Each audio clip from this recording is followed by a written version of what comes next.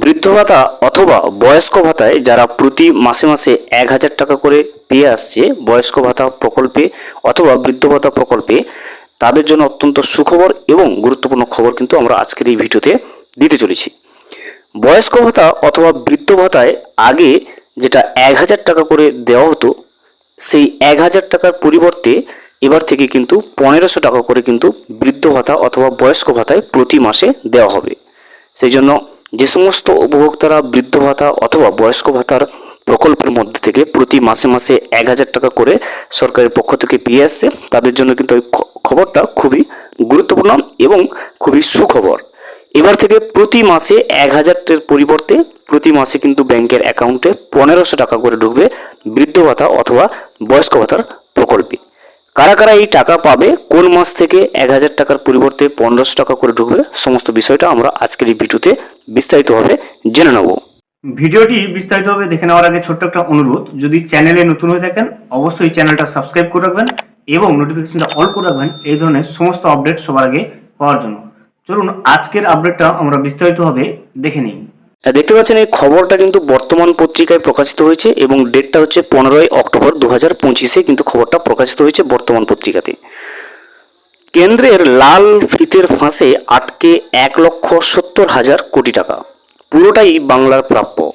এখনও 100 দিনের কাজ সহ বহু প্রকল্পে টাকা ছাড়ার নামগন্ধ নেই। অথচ এই পরিস্থিতিতে সামাজিক সুরক্ষার নামে দায়ভার রাজ্যের কাঁধে চাপিয়ে চলেছে মোদী সরকার। সূত্রের খবর, বার্ধক্য ভাতা আগামী দিনে 1,500 টাকা করার জন্য চাপ আসছে দিল্লি থেকে। দেখতে পাচ্ছেন বার্ধক্য ভাতা অথবা বয়স্ক ভাতায় যেটা 1,000 টাকা করে দেওয়া হয়, সেটা আগামী দিনে 1,500 টাকা অর্থাৎ 1,500 টাকা করে দেওয়ার জন্য দিল্লি থেকে চাপ দিচ্ছে রাজ্য সরকারকে।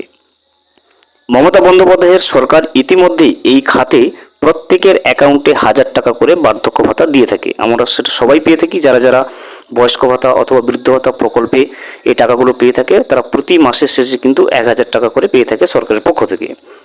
সেই অঙ্কটা বাড়াতে নবান্নের অসুবিধাও নেই, কিন্তু তার জন্য যে কেন্দ্রীয় সহায়তা প্রয়োজন সেক্ষেত্রেই সাফ মুখ ফিরিয়ে নিচ্ছে বিজেপি নেতৃত্বাধীন কেন্দ্রীয় সরকার।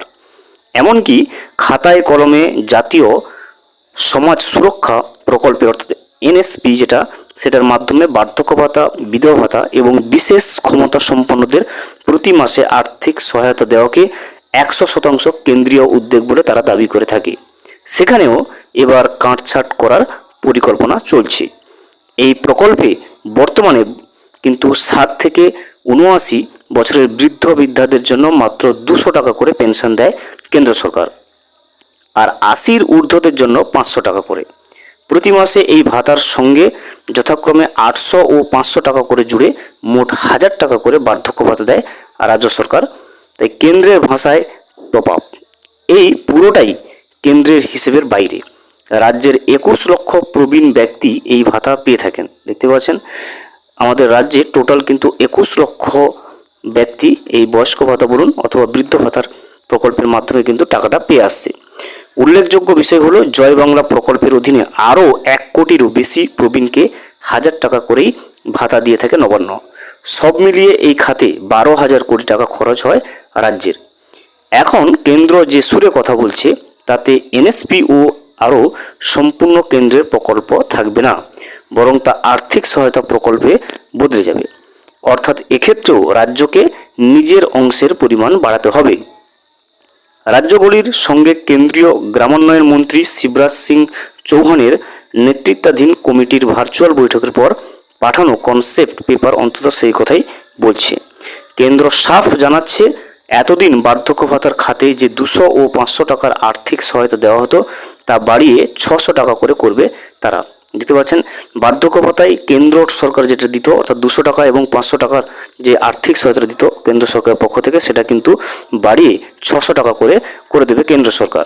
কিন্তু আগামী ষষ্ঠদশ অর্থাৎ অর্থ কমিশনের ষষ্ঠদশ অর্থাৎ 16তম অর্থ কমিশনের সময়কালে 2026 থেকে 31 অর্থবর্ষে এনএসপি প্রকল্পের জন্য এরও পুরো টাকা মোদী সরকার দেবে না। 60% অর্থাৎ 360 টাকা দেবে কেন্দ্র, বাকিটাকে দিতে হবে কিন্তু রাজ্য সরকারকে। উপরন্তু নিজের অংশের প্রভাবও বাড়াতে হবে বাংলাকে, কারণ সেটা না করলে অঙ্কটা কিছুতেই 1,500-এ পৌঁছাবে না। মন্ত্রক সূত্রের খবর, রাজ্যগুলির কত করে টপ আপ দেওয়া উচিত সে বিষয়ে কয়েকদিনের মধ্যে ফের একটি ভার্চুয়াল কনফারেন্স করবে কেন্দ্র।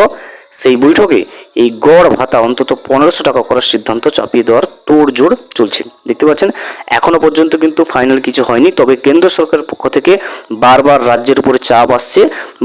বয়স্ক ভাতা অথবা বৃদ্ধ ভাতায় যে টাকাটা 1000 টাকা করে দেওয়া হয় সেটা 1500 টাকা করে দেওয়ার জন্য। এখানেই প্রশ্ন তুলছেন রাজ্যের পঞ্চায়েত মন্ত্রী প্রদীপ মজুমদার।